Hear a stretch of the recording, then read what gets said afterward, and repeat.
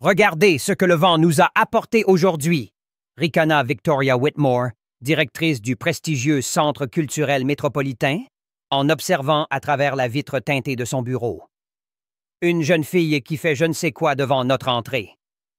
En bas, sur la place devant le centre culturel le plus élitiste de la ville, Zara Johnson, âgée de 16 ans, dansait avec une grâce qui semblait défier toutes les épreuves que la vie lui avait infligées. Ses mouvements fluides et envoûtants attiraient une petite foule de passants qui s'arrêtaient pour regarder et déposer quelques pièces dans sa casquette déchirée posée au sol. Zara n'aurait jamais imaginé qu'à 16 ans, elle danserait dans la rue pour survivre.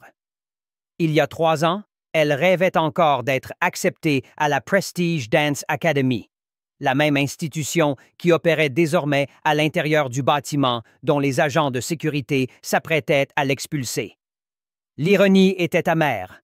Elle dansait mieux que n'importe quel étudiant payant à l'intérieur, mais sa peau noire et ses origines modestes la maintenaient à l'extérieur, de l'autre côté de la vitre.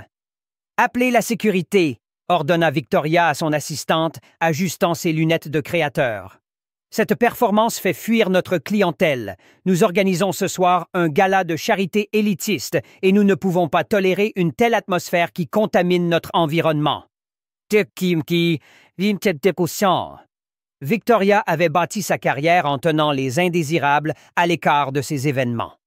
Pour elle, l'art était une question de pedigree et de compte en banque, pas de talent. La vue de cette jeune fille noire dansant avec une technique irréprochable devant son établissement était une offense personnelle. 3 agents de sécurité costauds sortirent du bâtiment, marchant d'un pas décidé vers la jeune fille. « Hé, toi! » cria le plus imposant d'entre eux. « Arrête ça tout de suite, c'est une propriété privée. »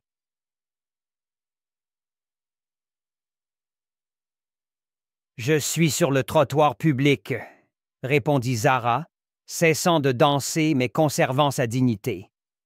Elle avait appris à connaître ses droits après tant de confrontations dans la rue. « Je ne fais rien de mal. »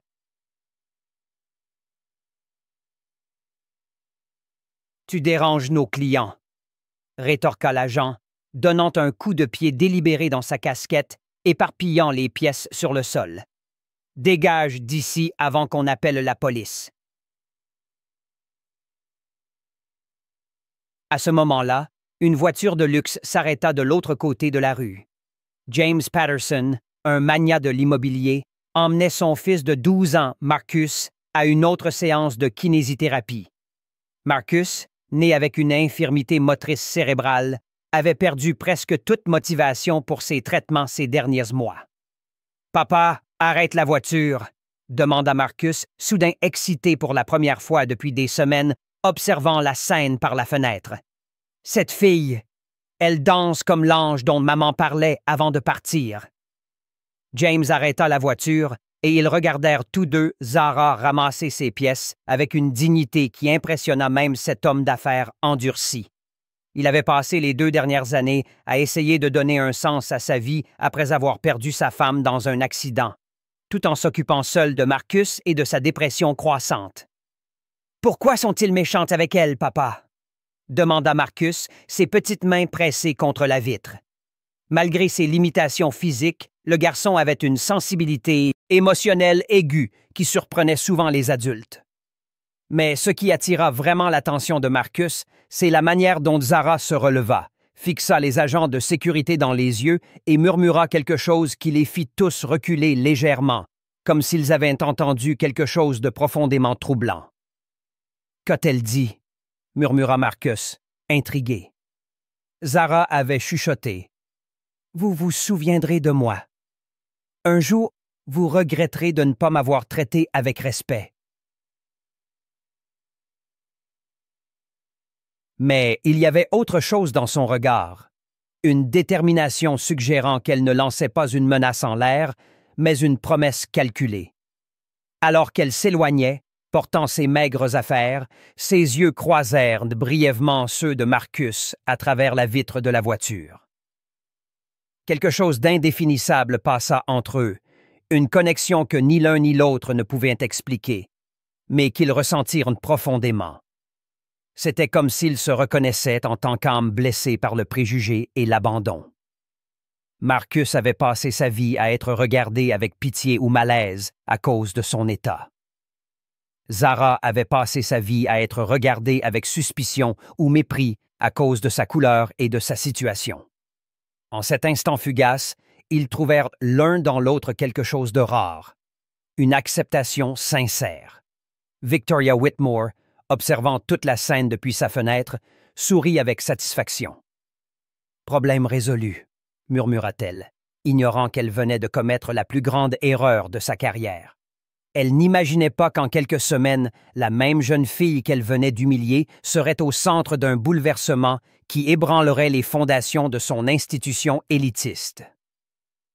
Là, dans ce moment de défaite apparente, Zara conserva un regard serein qui révélait quelque chose de troublant.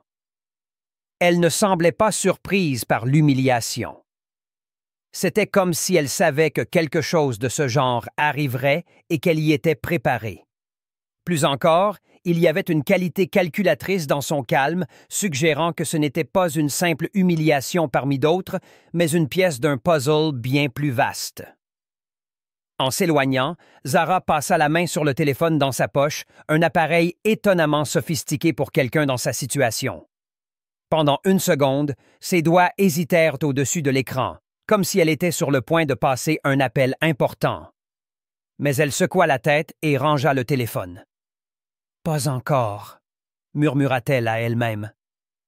Si cette histoire de préjugés et de détermination a touché votre cœur, n'oubliez pas de vous abonner à la chaîne, car ce que vous allez découvrir sur les connexions improbables et le pouvoir transformateur de l'art changera complètement votre perspective sur qui mérite vraiment d'être sur la scène de la vie.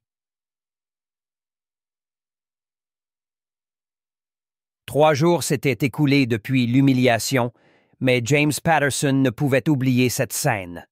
Marcus avait parlé de la fille qui dansait tous les jours, et le businessman décida de suivre son instinct paternel. « Monsieur Patterson, c'est insensé !» protesta Harrison, son assistant, alors qu'il cherchait Zara dans les rues du centre-ville. « Vous ne connaissez pas cette fille. » Pierre beau aider. Mais James était décidé. Après 2 heures de recherche, ils trouvèrent Zara dansant sur une autre place. Marcus cria de joie en la voyant, et James arrêta la voiture sans hésiter. « Vous êtes la fille qui danse », dit James en s'approchant avec Marcus dans son fauteuil roulant. « Mon fils n'a pas arrêté de parler de vous. » Papa Soaja. Qui ça? Zara s'arrêta, initialement méfiante. Mais quelque chose dans le regard sincère de James et le sourire radieux de Marcus la fit se détendre. « Votre père semble gentil, » dit-elle à Marcus, contrairement à ces hommes méchants dans le bâtiment chic. « Ils ont été cruels avec vous, » répondit Marcus, sa voix empreinte d'une maturité impressionnante. Papa était très en colère. James fit une proposition inattendue. « Que diriez-vous de dîner chez nous ce soir? Marcus adorerait vous voir danser dans notre jardin. » Au cours du dîner dans la demeure, Marcus fut complètement enchanté par Zara, qui adapta ses mouvements pour qu'il puisse participer depuis son fauteuil. James observa, émerveillé, son fils rire comme il ne l'avait pas entendu depuis la mort de sa femme. Mais c'est lors d'une conversation privée que Zara révéla davantage sur elle-même. « Où avez-vous appris à danser comme ça? » demanda James. « Ma mère était ballerine, » répondit Zara, une ombre passant dans ses yeux. Elle avait obtenu une bourse pour la Prestige Academy, dans le même bâtiment où j'ai été expulsé. Mais quand ils ont découvert qu'elle était enceinte de moi... Les gens comme Victoria Whitmore ne croient pas que les filles noires méritent une seconde chance. James sentit une douleur dans sa poitrine. Victoria Whitmore, la directrice? La même, confirma Zara. Elle a détruit les rêves de ma mère avant même ma naissance. Ma mère est morte quand j'avais 13 ans, se reprochant toujours de ne pas avoir été assez bien. Tessie-san. C'est à ce moment que James commença à comprendre la sérénité calculée dans les yeux de Zara. Ce n'était pas juste une adolescente dans la rue. C'était quelqu'un avec un compte à régler. Pendant ce temps, Victoria Whitmore mettait en place des mesures de sécurité pour éloigner les éléments indésirables de son institution.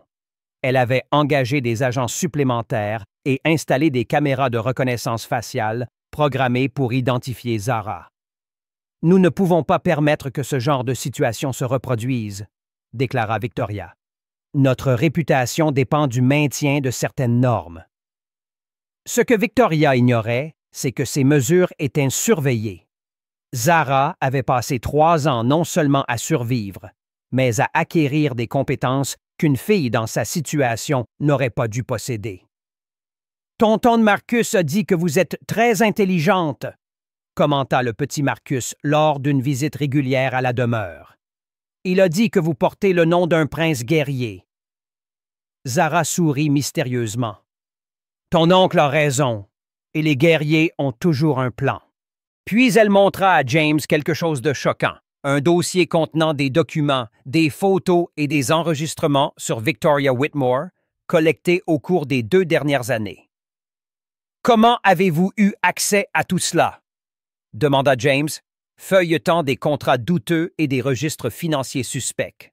« Les gens invisibles voient et entendent beaucoup, » répondit Zara cryptiquement. « Et certains sont très doués avec les ordinateurs. » La vérité était encore plus impressionnante. Zara s'était connectée à des hackers activistes spécialisés dans l'exposition des injustices sociales. Sa capacité à passer inaperçue en avait fait une source précieuse sur les institutions discriminatoires. Pendant ce temps, Marcus faisait des progrès extraordinaires. La joie de ses séances de danse avec Zara se traduisait par des améliorations motrices qui impressionnaient les médecins. « C'est comme si elle était une thérapeute naturelle », remarqua le Dr. Williams. « Les résultats sont presque miraculeux. » Alors que tous célébraient les progrès de Marcus, Zara achevait quelque chose de bien plus grand. Elle avait découvert que Victoria n'avait pas seulement détruit les rêves de sa mère, mais avait systématiquement refusé des opportunités à des dizaines de jeunes talentueux, maintenant son institution comme un club exclusif pour l'élite blanche. Et maintenant, elle avait des preuves. Plus encore, elle avait un plan. Pendant un moment, lorsque Victoria renforça la sécurité en poursuivant activement tout fauteur de troubles, tout le monde pensa que Zara serait forcée de reculer, juste une autre jeune femme noire remise à sa place. Mais ceux qui observaient attentivement auraient remarqué que la pression de Victoria ne repoussait pas Zara. En fait, elle fournissait exactement la preuve finale de discrimination systématique dont Zara avait besoin pour exécuter quelque chose qui changerait tout pour toujours. La nuit du gala de charité élitiste était arrivée.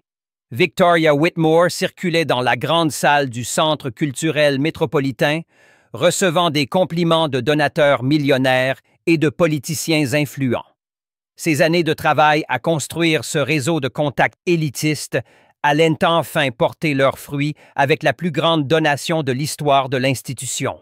« Nous sommes sur le point d'annoncer une donation historique », déclara Victoria au micro, son sourire rayonnant de confiance. « Mais d'abord, je tiens à saluer notre principal donateur ce soir, M.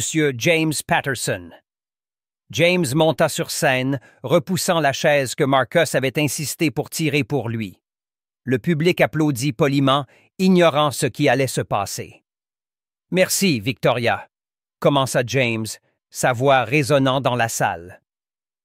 Avant de parler de donation, j'aimerais partager une histoire sur le vrai talent face à la discrimination systématique. Victoria sentit un frisson lui parcourir l'échine. Quelque chose dans le ton de James n'était pas normal.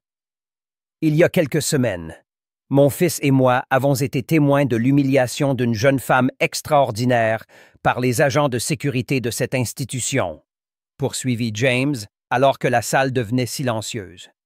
Une jeune fille noire de 16 ans dont le seul crime était de danser avec une excellence technique sur un trottoir public. Le visage de Victoria blêmit. Elle tenta de s'approcher du micro, mais James l'arrêta d'un regard sévère. « Mais l'histoire devient encore plus intéressante. continua-t-il, quand on découvre que cette même jeune femme est la fille de Sarah Johnson, une danseuse brillante dont la bourse a été annulée il y a 17 ans par l'assistante d'alors, Victoria Whitmore, parce qu'elle était enceinte. Un murmure parcourut l'audience. Victoria tenta d'interrompre. « James, ceci est inapproprié. » James rit amèrement. « Vous savez ce qui est inapproprié? Ceci. » Un écran géant descendit derrière la scène, affichant des documents, des emails et des enregistrements. La première image était une lettre de 2007, signée par Victoria, annulant la bourse de Sarah Johnson avec la justification « Les femmes enceintes ne correspondent pas au profil d'excellence de notre institution. » L'audience était sous le choc. Victoria tenta de se défendre. C'était il y a longtemps. Les politiques ont changé. Changé? James appuya sur une télécommande. L'écran montra maintenant une série de lettres récentes, toutes signées par Victoria, refusant systématiquement des bourses à de jeunes Noirs et Latinos qualifiés, toujours avec des justifications vagues sur l'adéquation culturelle et les normes institutionnelles. Au cours des 5 dernières années, continua James, Victoria Whitmore a refusé 47 bourses à des jeunes Noirs qualifiés tout en approuvant des étudiants blancs avec des notes inférieures. La preuve la plus dévastatrice vint ensuite, un enregistrement audio de Victoria parlant à son conseil d'administration où elle disait clairement « Nous devons maintenir nos normes. Nous ne pouvons pas laisser cette institution devenir un projet social pour des gens inadéquats. » La salle éclata en murmures indignés. Les journalistes présents commencèrent à prendre des notes frénétiquement. Marcus, depuis son fauteuil roulant, saisit le micro. « Zara m'a appris que la danse n'a pas de couleur. Elle m'a fait marcher à nouveau, mais vous l'avez expulsée parce qu'elle est noire. » La simplicité brutale des mots d'un enfant frappa l'audience comme un coup de poing. Victoria, désespérée, tenta de se justifier. « Ces enregistrements ont été sortis de leur contexte. J'ai dédié ma vie à l'art. » « À l'art? » La voix de Zara résonna dans la salle. Elle entra par la porte principale, portant une robe élégante que James avait arrangée, accompagnée de 10 jeunes noirs et latinos, tous d'anciens candidats rejetés par Victoria. « Vous avez dédié votre vie à empêcher des gens comme nous d'accéder à l'art, » dit Zara, avançant vers la scène avec une dignité qui impressionna même les plus sceptiques. La révélation finale fut dévastatrice. L'écran afficha des documents financiers prouvant que Victoria avait détourné des fonds destinés au programme de diversité vers son compte personnel, accumulant plus de 500 000 $ en 5 ans. « Non seulement vous avez discriminé systématiquement, » déclara James, « mais vous avez volé l'argent destiné aux communautés que vous avez exclues. » Victoria s'effondra sur une chaise, réalisant que sa carrière et sa réputation étaient complètement détruites. L'audience, qui l'avait applaudi quelques minutes plus tôt, la regardait maintenant avec mépris et dégoût. « Pendant 17 ans, vous avez détruit des rêves, » dit Zara, montant enfin sur scène. « Ma mère est morte en pensant qu'elle n'était pas assez bien. Combien d'autres mères sont mortes avec cette culpabilité? » Les médias diffusaient déjà en direct. Victoria Whitmore raciste devint une tendance mondiale en quelques minutes.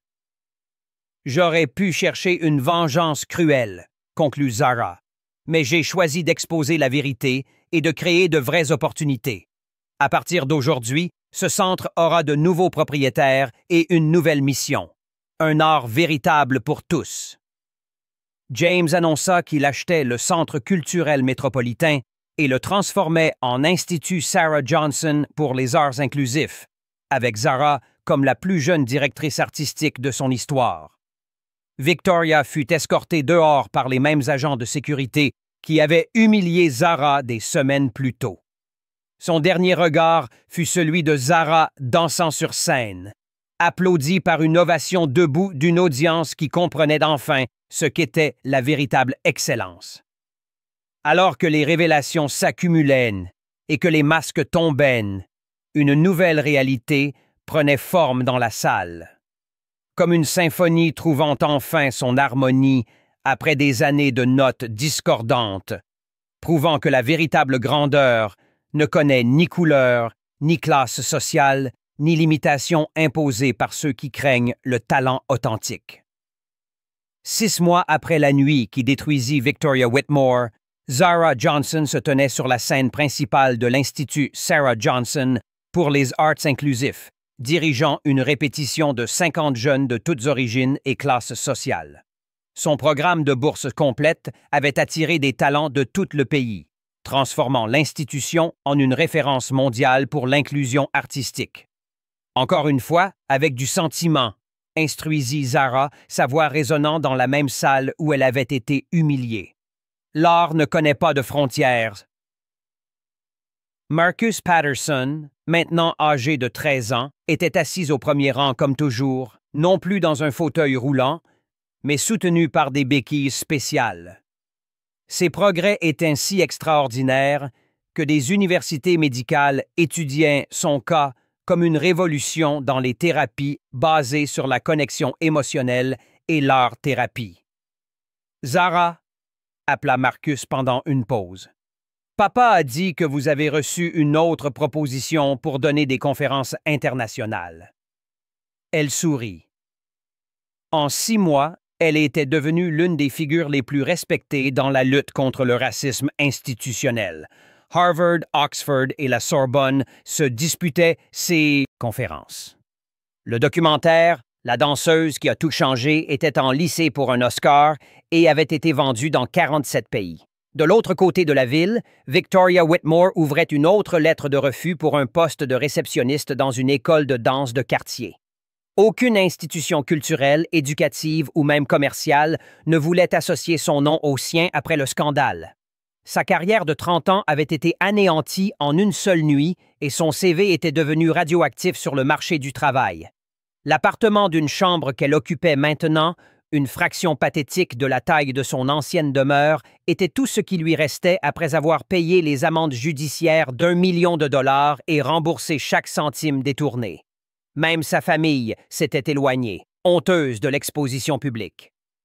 Discrimination systématique prouvée et enrichissement illicite, avait déclaré le juge lors du procès qui suivit l'exposition publique. Pas seulement une affaire civile, mais criminelle. Le détournement de fonds publics destinés à l'inclusion sociale est un crime fédéral avec l'aggravation de la motivation raciale. Bakpo Shai. Victoria avait tout perdu. Son emploi, sa réputation, sa maison, ses relations, son compte en banque et même le droit de travailler dans tout ce qui touchait à l'éducation ou à la culture pendant les 10 prochaines années. Même ses anciens collègues de l'élite culturelle traversaient de la rue pour l'éviter, faisant semblant de ne pas la reconnaître. James Patterson observait depuis la fenêtre de son nouveau bureau à l'Institut, alors que Zara dirigeait une classe de 30 enfants ayant des besoins spéciaux. Le programme qu'elle avait créé, inspiré par Marcus, servait déjà 400 enfants gratuitement et avait une liste d'attente dans d'autres États. Monsieur Patterson, dit Harrison, son assistant, le producteur de Netflix est ici pour discuter de la série basée sur votre histoire. Dites-leur que c'est à la directrice Zara de décider des droits, répondit James en souriant. Cela a toujours été son histoire, pas la mienne. J'ai juste eu la chance d'être au bon endroit pour aider.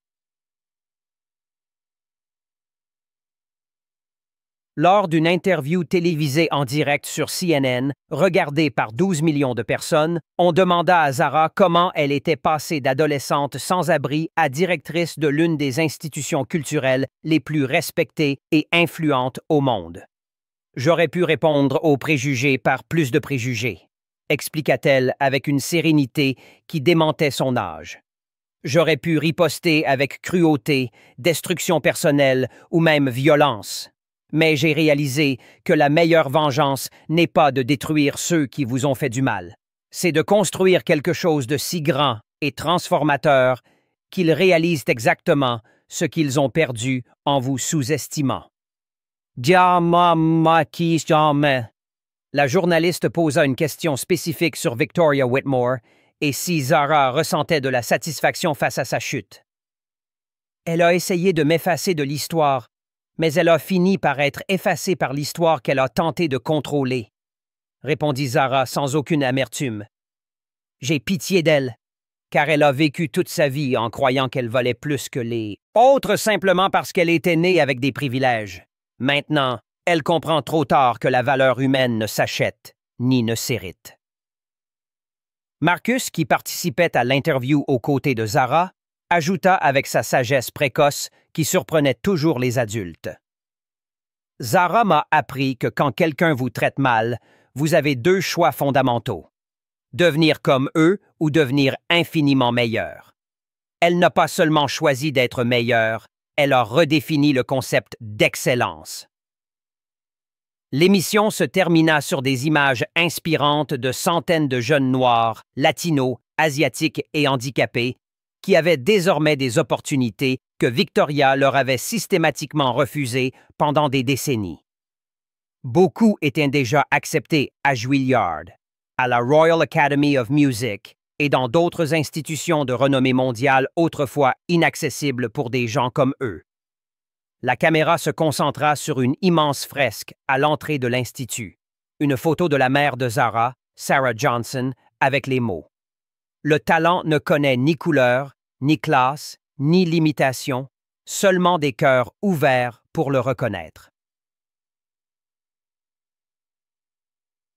Ce soir-là, dans son petit appartement sombre, Victoria regarda l'interview seule, buvant du vin bon marché à même la bouteille. Pendant quelques instants, elle vit clairement ce qui aurait pu être si elle avait choisi d'utiliser sa position privilégiée pour inclure plutôt qu'exclure, pour construire des ponts plutôt que des murs. Mais il était trop tard. Sa vengeance s'était retournée contre elle de manière irréversible.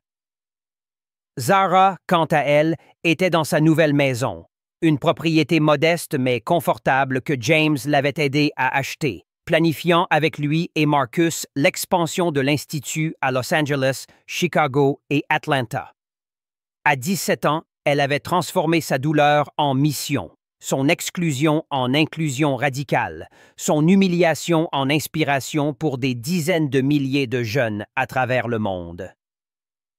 Savez-vous quelle a été la plus grande erreur de Victoria? Demanda Zara, alors qu'ils examinaient les contrats pour les nouvelles branches de l'Institut. Laquelle? Demandèrent James et Marcus simultanément, toujours curieux des réflexions profondes de la jeune femme. Elle a cru me connaître en se basant sur ce que j'étais en apparence. Elle n'a jamais imaginé qu'une jeune fille noire sans abri pouvait avoir l'intelligence, les connexions et surtout la force émotionnelle nécessaire pour la vaincre à son propre jeu et transformer cette victoire en quelque chose qui bénéficierait à des milliers d'autres personnes comme moi. La véritable vengeance de Zara n'avait pas été d'humilier Victoria publiquement, mais de prouver de manière définitive et irréfutable que le talent, la dignité et la valeur humaine ne dépendent ni de la couleur, ni de la classe sociale, ni des origines familiales, ni du compte en banque. Elle avait transformé le centre culturel qui l'avait brutalement rejeté en le symbole le plus puissant et respecté de l'inclusion, de l'excellence artistique démocratique et de la justice sociale dans l'hémisphère occidental. 3 ans plus tard, Victoria Whitmore vivait toujours seule, travaillant à temps partiel dans un grand magasin, tandis que Zara figurait en couverture du magazine Time comme l'une des 100 personnes les plus influentes au monde. L'Institut s'était étendu à 12 villes et avait déjà transformé la vie de plus de 10 000 jeunes.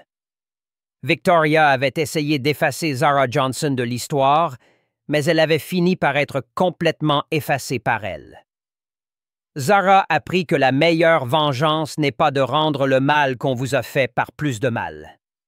C'est d'atteindre un succès si extraordinaire et transformateur que vos ennemis réalisent qu'en vous sous-estimant et en essayant de vous détruire, ils ont perdu à jamais la chance d'être du bon côté de l'histoire et de l'humanité. Si cette histoire de transformation, de dépassement de l'adversité et de véritable justice a touché votre cœur et vous a montré que notre véritable force ne vient pas d'où nous sommes nés, mais de la manière dont nous choisissons de répondre lorsque le monde tente de nous diminuer, abonnez-vous à la chaîne pour découvrir d'autres histoires qui prouvent que le meilleur de nous-mêmes émerge précisément lorsque d'autres essaient de faire ressortir le pire.